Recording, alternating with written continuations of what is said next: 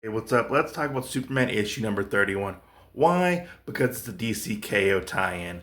Let's get into this. So, our story picks up the day after we find out that Superman rejects this idea from Doomsday to fight in this big tournament to see who is crowned the winner to fight Doomsday and save the world. We see Superman going to the Fortress of Solitude to find answers from his simulation crystal dad, Jor-El, and he asks Jor-El, hey, do you have any information on the King Omega or Darkseid? And he's like, no, I have no information at all on this stuff you're looking for. And he keeps asking him, do you have this? Do you have this? He's like, no, I don't.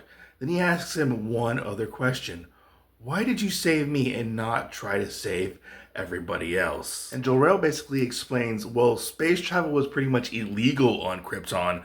I only had very limited resources and I could only really save you. And Superman asks Jor-El, if you had the option, would you actually save everybody on Krypton? He's like, if I had unlimited resources, yeah, I would go do that. So Superman basically goes to what was Supercorp, now is LexCorp, and he goes to talk to Mercy and tells Mercy, hey, look, we have this thing going on. I know you know about it, even though you're basically disconnected from the Justice League and whatnot.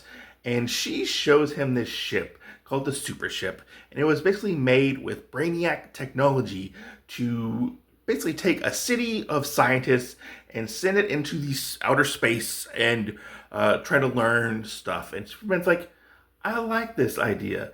I need you to make 12 of these ships. And she's like, why do you need me to make 12 of these ships exactly? So Superman leaves LexCorp to break the news to Lois on what his plan actually is. And boy, things do not go the way we think they're gonna go. Where Superman's like, look, we are going to fight in this competition. We being me and my other super friends.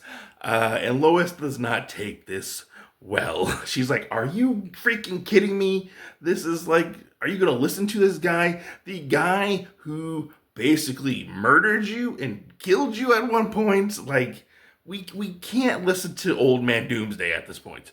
And Clark assures her that no, everything is going to be okay.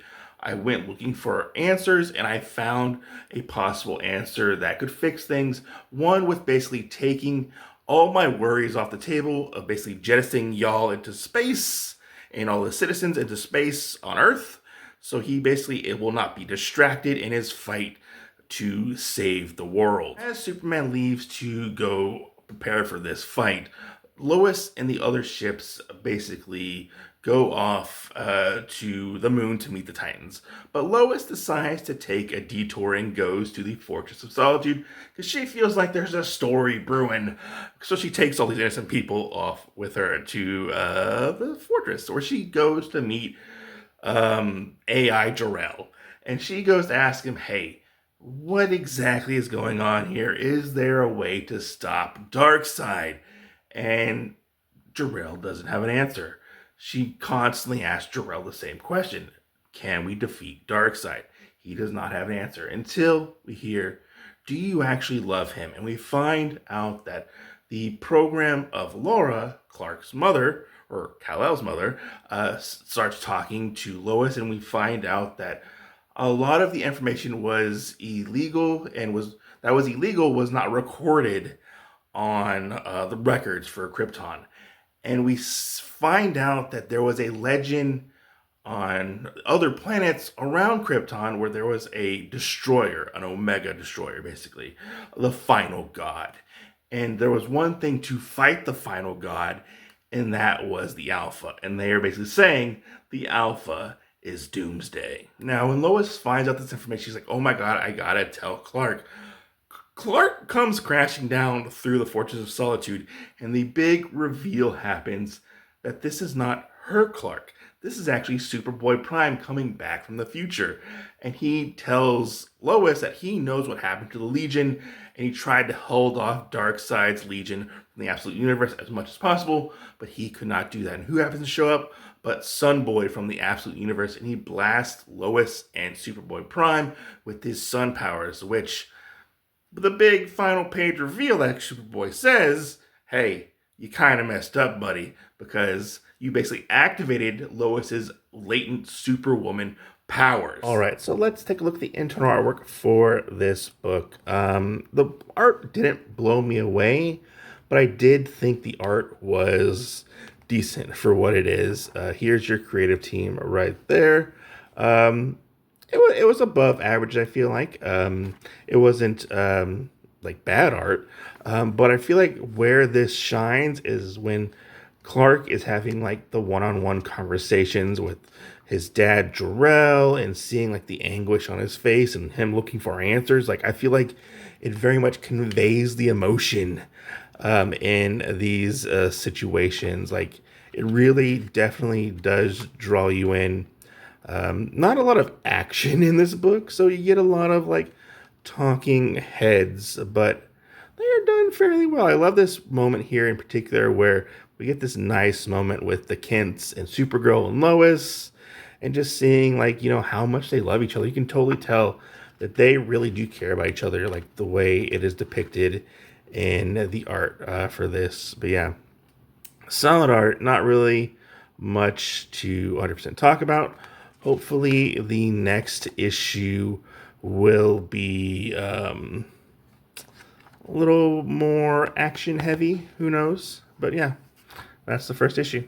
So what exactly did I think of issue number 31 of Superman, this DCKO tie-in? Well, it was a good, solid first read. It does what a tie-in should do. It ties directly into DCKO. Well, at least issue 1 of DCKO. It's not filler. It's not fluff. It's not a waste of your time. It is possibly, in my opinion, like essential reading to the main event. It does what an event book should do. It expands upon the stuff that we've read in issue 1 and gives more nuance and character to what Clark is actually going through at this moment, which I find to be very riveting.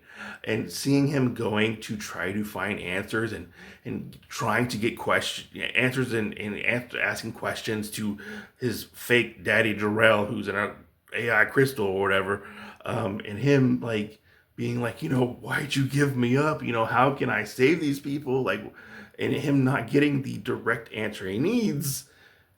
I like how he kind of figures out the answer to those questions that he asked, and him basically getting everybody in ships and whatnot, and him coming to the realization that he might not come back from this. And Lois, which this book takes a turn with Lois and her going off on her own, which I hope this is going to focus on Lois and Superboy Prime moving forward, because their team up intrigues me to all hell. You know, seeing her going to ask for answers and stuff and finding out that Doomsday might not be such a bad guy. He might have been made to basically fight Darkseid. I'm in for it. Doomsday Darkseid fight, that might be cool. But seeing the reemergence of Superboy Prime, I was like, I'm shook. Because I haven't seen Superboy Prime since the ending of Infinite Crisis. So I was like, wait, Superboy Prime's a good guy now?